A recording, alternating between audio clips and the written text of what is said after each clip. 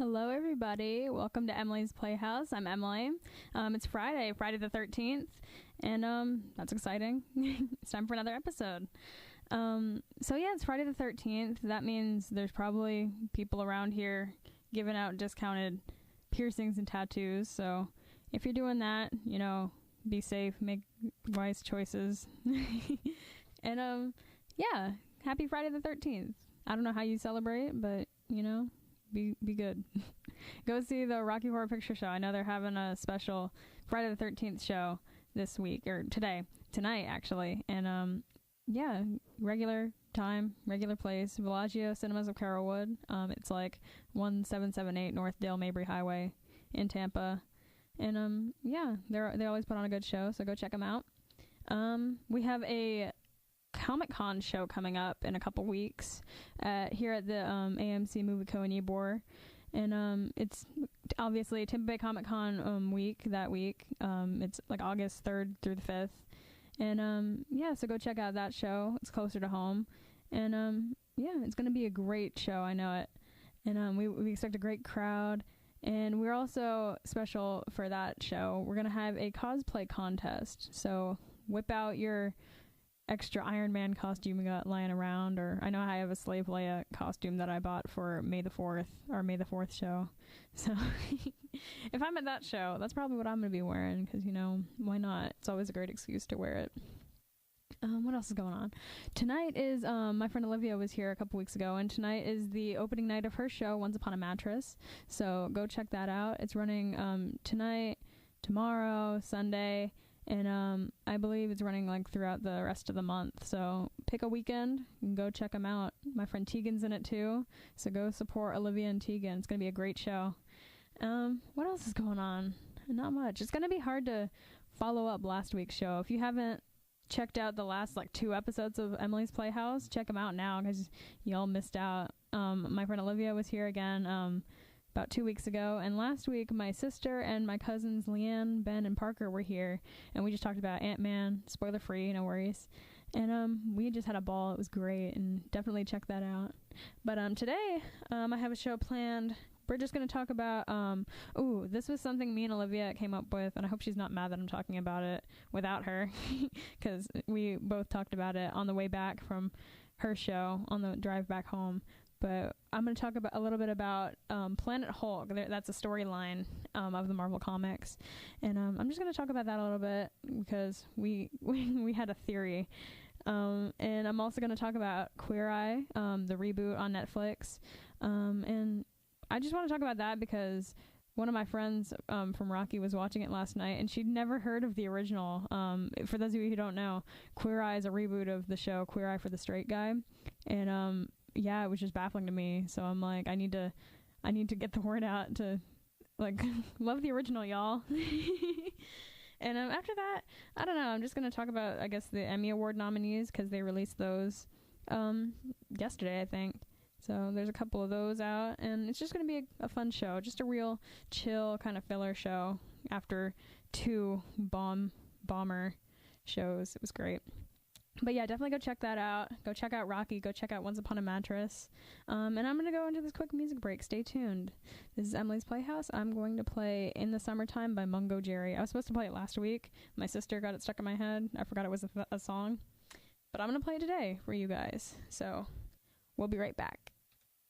Welcome back to Emily's Playhouse. That was In the Summertime by 𝘗𝘭𝘢𝘺. Funny story about that song. I guess it was popular in the 70s or something, but I know it from the video game Just Dance. And so for that song, it's just dancing fruit, and it's like 4 people. It's a 4-person dance, and they're dressed up like fruit, like a pineapple and a banana and a watermelon and a strawberry, and it's just the cutest / funniest thing ever. I remember I was doing it at my friend Riley, one of her birthday parties, my friend Riley's birthday party. I forget which one, but there was probably 13. It was like a dozen of us, and we're all doing the stupid dance. Definitely Google the dance if you haven't seen it before, because it's just, and then picture 20 people doing it. It's just hilarious. Anyway, In the Summertime by 𝘗𝘗𝘺𝘺. So for this first segment, I am going to be talking about the Planet Hulk storyline from the Marvel comic books. So Planet Hulk is a Marvel comic storyline that ran primarily through the issues of The Incredible Hulk starting in 2006, so relatively new, like within the last 15 years or so, 12 years. It dealt with the Marvel hero's decision to send the Hulk away, his acclamation to and conquest of the planet where he landed, and his efforts to return to Earth to take his revenge. So, I'm talking about this because elements from the storyline have been adapted into other media, including an animated film of the same name, which I have not seen, as well as the live-action film Thor Ragnarok, which is my favorite, so far, my favorite MCU film, and, yeah, it's part of the MCU, so it's canon. So, the storyline's main writer, Greg Pak, describes the origin of the idea as the inspiration for sending Hulk to an alien planet where he'd battle monsters as a gladiator came from Marvel editor-in-chief Joe Quesada. I love the idea from the minute I heard it, so I was blown away when they told me I had the gig, and even more blown away when they basically cut me loose to create the whole world. He also drew from real world history. I got inspiration for the story by reading about the real lives of gladiators in ancient Rome, and from the stories of figures like Genghis Khan and more contemporary warlords, dictators, and political leaders. So basically Hulk gets sent away to a planet, Sakaar, and he becomes a gladiator. And I don't know, I don't know about the comic or anything because I haven't read it, but as far as the movie Ragnarok goes, it's coming right after Age of Ultron. So in that, he doesn't get sent away. He just kind of leaves on his own. Like, he's had enough of the Avengers. He's like, I'm hurting innocent people, and people don't like me. In Age of Ultron, the character Wanda, Scarlet Witch, she can control people's minds, so she makes all the Avengers. She's a villain at first, so she makes all the Avengers like see their fears, I guess it is, like the things they're most afraid of. And we don't know what Hulk sees, but he just sends him on a rampage, and he starts hurting Iron Man and just destroying the city. But what else is new? And he just gets really upset when he sees the carnage after he snaps out of it, and so he just leaves. He leaves Natasha, who was kind of his love interest at the time. We don't talk about that, but he's just upset. And when he gets to Sakaar, that planet, it's like they adore him and they're cheering for him and they're marching the streets with like his head like everywhere, like they're having a party for the Hulk, and he loves it. He's like a celebrity there and he's famous. So I don't know, I just like that. So Planet Hulk. Build up. When a gamma bomb causes the Hulk to lose control and attack Las Vegas, the Illuminati, which is, I forget who's all a part of it. I think it's like Iron Man, Doctor Strange, and it's like after the Avengers. They decide the Hulk is too dangerous to remain on Earth. They trick him into entering orbit to destroy a rogue satellite and then use a shuttle to jettison him from the solar system. They intended him to land on a peaceful planet, but the shuttle passes through a wormhole on its way. Oops. So, as Hulk listens to a recording from the Illuminati explaining their actions, his shuttle crashes on the planet Sakaar. In the movies, he's listening to a recording of Natasha, who's like, hey, turn this around, you know, we got it, we need you to come back, we need you, we need you, we need you, I need you. And then he just turns it off and he crash lands in Sakaar, where Valkyrie finds him. So, weakened from the crash, Hulk is fixed with an obedience disc and taken into slavery. That happens, I don't know if it happens to Hulk, but that happens to Thor in Ragnarok. He gets an obedience disc, and it like zaps him when he's being disobedient, obviously. So he is forced to fight gladiator battles for the planet's emperor, the Red King. In the movies, the Red King is replaced by the Grandmaster, played by Jeff Goldblum. Hulk forms a warbound pact with his fellow gladiators Meek, No Name Brood, 𝘗𝑭𝘢𝘯𝘢𝘺, 𝘗𝑒𝐿𝑜, and Korg. Korg and Meek are in Ragnarok, and they're great. So there's similarities. It's kind of parallel. During their next gladiator fight, Lavinsky is killed. I guess he wasn't that important. Hulk becomes a popular hero. They try to recruit Hulk for their cause. He declines. As the others come closer to winning their freedom, the Red King's lieutenant, 𝘗𝑒𝑅𝑎, that's basically Hulk's wife, arranges for them to fight the Silver Surfer, who is also controlled by an obedience disc. During the battle, Hulk breaks Silver Surfer's disc, freeing him. The Silver Surfer then destroys all the obedience discs of everyone in the arena. As he leaves Sakaar, he offers to return Hulk to Earth. The Hulk chooses to stay behind. Ooh. Cliffhanger. The Hulk and his warbound, now on the run from the Red King, are hunted by Kara. I don't know how to say her name. I'm sorry. Comic book stands. As they travel through villages, Hulk finds followers who believe he is the foretold savior, 𝘗𝘶𝘦𝘦𝘦𝘳, in parentheses. Hulk denies this title. 𝘗𝘶 finally confronts the Hulk, but their battle is interrupted by an invasion of spikes, quotation marks, that cause monstrous mutations and death to anyone they touch. 𝘗𝘶 calls the Red King for assistance and learns that he ordered the spikes to be deployed there. Horrified at what her king has done, 𝘗𝘶 joins the Hulk. Hulk leads a raid on the Red King's capital, culminating in a one-on-one battle with the two of them. The Red King is defeated, and Hulk is named the new king. He takes 𝘗𝘶 for his wife, and the two are able to broker peace among the various conflicts which had festered under the Red King. 𝘗𝘶 becomes pregnant with Hulk's child, so he gets busy. And that's kind of what I want to talk about next. Meanwhile, the shuttle that brought Hulk to Sakaar is being turned into a monument. As part of its self-destruct sequence, the antimatter warp core engine detonates in a massive explosion. The whole city is destroyed, and 𝘗𝘶 dies. Enraged and blaming the Avengers who built the shuttle for the damage, Hulk and his warbound leave Sakaar and head for Earth. Aftermath. Arriving on Earth, Hulk and the warbound begin World War Hulk, which is another storyline. Sakaar rebuilt after the explosion with the help of Hulk's two surviving sons, Skaar and 𝘗𝘭𝘢𝘶. So, me and Olivia were talking on the way back from Ybor to Plant City, and we were like, there's a lot of similarities here, and what with Avengers 4 coming out, we really have no idea what the future of the MCU is, but I really hope that Mark Ruffalo has more movies. Mark Ruffalo, if you're listening, I hope you have more movies.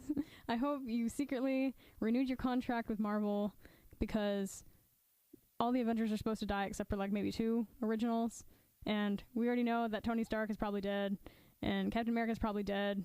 Thor, we don't know about, probably dead. Hawkeye, maybe not. I hope Black Widow is dead, but I hope, who did I say? Hawkeye. I hope Hulk is alive too. I hope Bruce Banner. I feel like we haven't seen enough of Bruce Banner.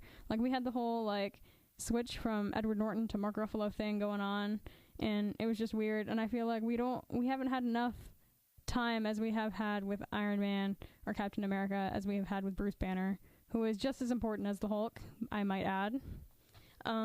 So yeah, we were thinking like, what if this is really far-fetched, but what if they are setting up Planet Hulk in the future?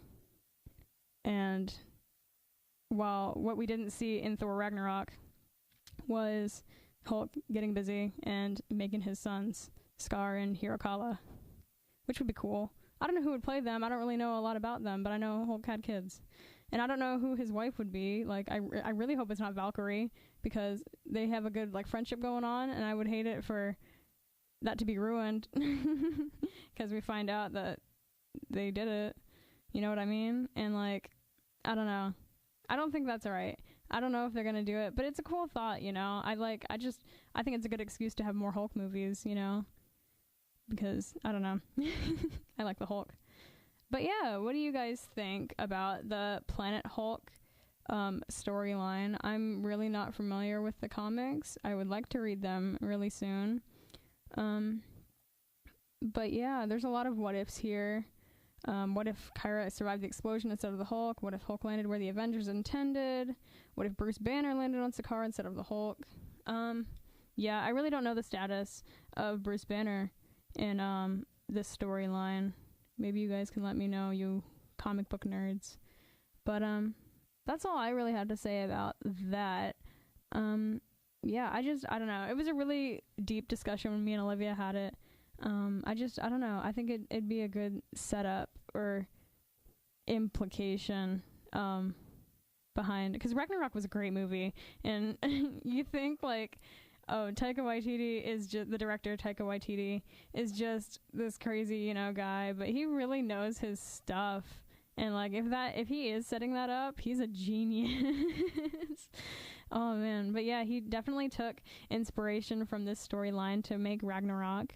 And by the way, if you guys have never seen Thor Ragnarok, you're missing out. Like, I know Thor: The Dark World wasn't the best Marvel movie, but Thor Ragnarok is just, it's hilarious. It's different. It's not the whole, you know, Marvel like serious stuff. Like, it's a great It's a great movie. It's hilarious. Jeff Goldblum's in it, so if that's not enough to get you to watch it, I don't know what is. But I don't know. I just like Thor and the Hulk's relationship going on. They're back and forth. But yeah, Planet Hulk. I don't know what's going to happen with the future of the MCU. It's probably going to have a lot more women in it, which nothing wrong with that. But yeah, I don't know. I wouldn't be opposed to seeing the Planet Hulk storyline in the future. What about you guys? No comment. All right, for this next music break, I am going to play a classic, a throwback. It's Miss Independent by Kelly Clarkson. That was Miss Independent by Kelly Clarkson. Continuing on with this music break, I'm going to play a real earworm, another throwback. See You Again by Miley Cyrus. Stay tuned. We loved Miley Cyrus before she went crazy. Welcome back to Emily's Playhouse. I'm Emily, and you're listening to Emily's Playhouse, obviously. Why else would you be here? For this next segment, I am going to talk about the show Queer Eye. Again, if you missed the part in the beginning, one of my friends from Rocky was watching it last night, and she didn't know that the one on Netflix was a reboot of Queer Eye for the Straight Guy that ran on Bravo from 2003 to 2007 on it. And but yeah, and I had to educate her. She knew of it. It wasn't even that. It was the fact that, sorry, Allison, but I'm gonna call you out. But the fact that she knew who Carson Kressley was, but she never heard of the Queer Eye for the Straight Guy, the original. It was just baffling to me. I'm like, but that's what made him famous. So yeah, this one goes out to all of you guys who love the show Queer Eye on Netflix, but are sleeping on the original or don't know that there was an original. So Queer Eye is an American reality television series that premiered on the cable television network Bravo, home of the gays, in July 2003. Originally Queer Eye for the Straight Guy, in all bold, the title was later shortened to broaden the overall scope. So not just straight people, they had like trans people and like even gay people too, sloppy gay people. I don't know. The series was created by executive producers David Collins and Michael Williams, along with David Metzier through their company Scout Productions, which is neither here nor there.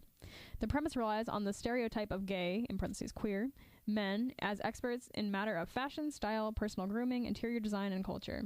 So, yeah.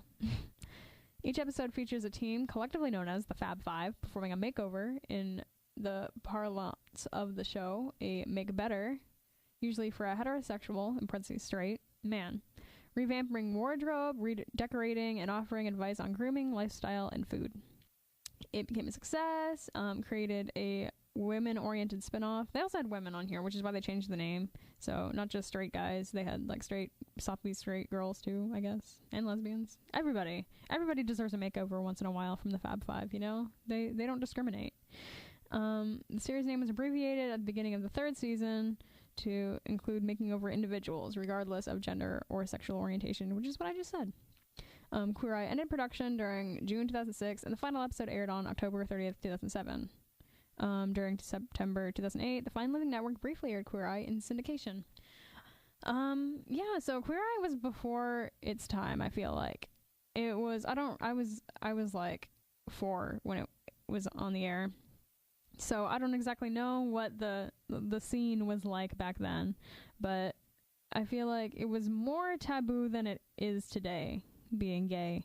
And I mean, it's always been a thing, but I don't know. I feel like I'm glad they rebooted it for Netflix because it's still a thing today, and we need it. We need to see that representation, I feel like.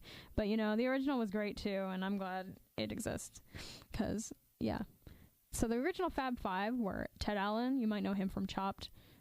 He's the food and wine connoisseur, expert on alcohol, beverages, food preparation, and presentation. Kyan Douglas, grooming guru, expert on hair, grooming, personal hygiene, and makeup. Tom Felicia, design doctor, expert on interior design and home organization. Carson Kressley, fashion savant, expert on clothing, fashion, and personal styling. And Jay Rodriguez, culture vulture, expert on pop culture, relationships, and social interaction. All are extremely necessary. The The majority of Queer Eye episodes use the same basic format. The episode begins with them in an SUV, usually in New York City, discussing their heterosexual subject. They note details of their personal life and problems, like problem areas where they got to focus on, and they usually have a specific event for at the end of the episode where they plan to prepare. Like, they're not just giving them a makeover. Like, they gotta use the skills that they learned from the Fab Five in action, you know. Throwing a backyard barbecue, for example, or proposals, or just asking for a raise, that kind of stuff. So yeah. So upon arriving at the subject's house, they go through his belongings, commentary. They always like go through his underwear drawer and like throw out his underwear, and it's great. And Carson always has something to say. It's hilarious. They talk to the family members to kind of get what they're like. And the rest of the first half of the episode is just, you know, them showing them each of their, what do you call it? Areas, you know, like, oh, that was wrong. I'm sorry. They show like food, like Ted shows them food, like how to prepare a dish that he will prepare later in the like at the event that they're preparing for. And then Cayenne goes to the spa with them and gets them a haircut and shaves them. And yeah, there's always like style tips throughout the show, and it was really fabulous show. In the next half hour of the show, they return to a completely brand new home, redecorated, new clothes in his closet, and then they all cry. Each of the Fab Five offer final words of advice and encouragement, accompanied by supplies of grooming products. Zhuzh, that's where the term zhuzh came from. You got to put product in your hand, and Carson Kressley showed you how to zhuzh it into your hair. And yeah, they usually give him like expensive electronics and stuff, like coffee makers and whatnot. And then the last part of the episode is they watch edited footage of him getting ready for this event that they were preparing for, and critiquing him and on how he did, how he followed their advice, how bad or good. And then you get to see the event themselves. Again, more commentary. Usually it's them like, oh my God, they changed my life, and they just deep gratitude to the Fab Five for their counsel. And yeah, so, and then it ends with like final tips from the Fab Five before the credits roll. So yeah, and they had other episodes here in like not just New York. They went to like England and Texas in one episode, and Vegas, and a bunch of stuff. So definitely check it out. It was on for a long while. Had a great soundtrack. Yeah, I would love to buy the Queer Eye soundtrack. So that was the original. Check it out if you haven't already. I'm assuming all of you have seen the reboot. So watch the original now. If you're having like Queer Eye withdrawals, you got how many? 5 years? Yeah. 2003. It's 4 years. You got about 4 years worth of Queer Eye episodes. So go check out the originals. I miss them a lot, but these new guys hold up a lot. I really like them. They're really passionate, and you know, they just, I don't know. They know it's not theirs. They know they're doing a reboot. Like, they're not trying to steal anybody's thunder from the original. And I don't know, they're great. So, Queer Eye is an American Netflix original series initially released on February 7th, 2018. It's a reboot of the Bravo series, Queer Eye for the Straight Guy, which is what I just said, featuring a brand new Fab Five. They are Anthony Porowski, food and wine expert, Tan France, fashion expert, Karamo Brown, culture expert, Bobby Burke, design expert, and Jonathan Van Ness, grooming expert. And, yeah, that's about all it says. It's basically the same format. It's on Netflix, so there's only like 17 episodes. And, yeah, it's same format, same as, the original. So, what does it say here? Brand new theme song. Yeah, this one was really good because there was an episode, there was a transgender man, and yeah, This I'm reading this right here. It says, on June 6, 2018, it was reported that an episode was being filmed in the town of Yass, New South Wales in Australia. Yass was reportedly chosen due to the fact that its name matches one of the boys' favorite sayings, yes. The term Yass originates and is generally significant to the LGBT community and subculture. On June 21st, 2018, the 20-minute Yass episode was released online. So I haven't seen that one, so check it out. Yeah. Pretty cool. So that's Australia. So, ooh, they made up an Australian guy. Turn up. Anyway, so yeah, I don't really have much to say about the reboot. It's basically the same. Yeah. Again, I'm glad that it's still topical today. And yeah, show Queer Eye some love, both the reboot and the original, because I truly do think that the reboot holds up. And I'm glad they found a platform on Netflix to show the masses. All right. Before I read too much into this, I'm going to play the theme song to Queer Eye. It is called All Things, in parentheses, Just Keep Getting Better. It is by Wildlife, and we will be right back with an Emmy segment. That was All Things, Keep Getting Better, in parentheses. Both versions of the Queer Eye for the Straight Guy theme song. There was some serious choreography in both of those videos. You're listening to Emily's Playhouse. Continuing on this quick music break, this is Should I Stay or Should I Go by The Clash. Stay tuned. Welcome back to Emily's Playhouse. I'm Emily. That was Should I Stay or Should I Go by The Clash. And I judge people based on where they know that song from. It's either that Rugrats movie or Stranger Things, and there was a third one. There was a third movie I heard it in. I forget what it is, but great song. So real quick segment. I'm not going to go too in depth with it, but they released the Primetime Emmy Award nominations yesterday, and this one's a big one because it's the 70th Emmys, and it's not until mid-September. So I'm not gonna go too in depth with it, but I'm just gonna name off some of the people nominated here. I know RuPaul has like 12, which is, I don't know why he needs that many, but RuPaul is great, so he deserves it. What else? Benedict Cumberbatch is nominated for Outstanding Lead Actor in a Limited Series or Movie, which is great. He's up against Darren Criss and Antonio Banderas. They're all attractive men. Why do we separate men and women in these categories, honestly? That thought just came to me. That should be its own segment. Why do we separate? Why does it have to be actors and actresses? Why can't it just be like people who act in general? Kenan Thompson is nominated. There's a lot for SNL, as there always is, so that's good. Peter Dinklage is nominated for something. Ricky Martin. Holy crap. Ricky Martin is nominated. Vote for Ricky Martin. I don't think you can vote for these, but, vote for him. Alex Borstein. Lots of SNL women, which is really good. Millie Bobby Brown. I was looking yesterday. There's a ton for, we love Donald Glover. Childish Gambino. He's nominated for a bunch of stuff. And I really want him to go for an EGOT. I think he only has a Grammy and like a Primetime, or I don't know which kind of Emmy he has, but he's gonna get an Emmy, hopefully. Cross your fingers.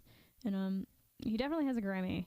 And he's so talented. He can do anything. Oh yeah, Jesus Christ Superstar. That was they did that live on NBC. On April Fool's Day they did, April 1st. And that was really good. It was John Legend as Jesus, and I hope he wins something for it, because that was probably the best live show I've seen yet to date so far. Anthony Bourdain is nominated, posthumous. There's a lot of good ones. I think it's gonna be a great lineup this year. It's gonna be a great award show. Probably long, as usual, but it'd be like that. So yeah, definitely check out these nominations, you guys.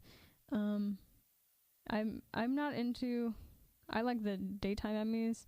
I'm not so much a primetime nut, but these are good. The ceremony will be hosted by Michael Che and Colin Jost of Weekend Update on Saturday Night Live, in case you didn't know. So, really cool. I like them. They got good energy. It's gonna be great. So, here's another song that I didn't get to play last week. Last week we talked a little bit about My Chemical Romance. Great band. So this is a song called Famous Last Words. Stay tuned. That was Famous Last Words by My Chemical Romance. Such a great song. I miss them. They were a great band.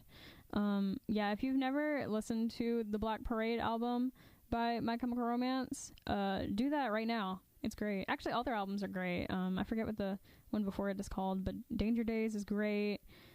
Black Parade is great. What is it? 3 Cheers. I forget what it's called, but that's a great album too.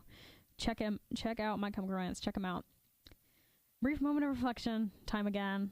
Today we talked about Planet Hulk storyline and whether or not Hulk might have kids in the future. That's a crazy concept. I don't think they would do that. I think they're just going to kill him at some point, honestly, or he's going to go on the run again and we're never going to see him again.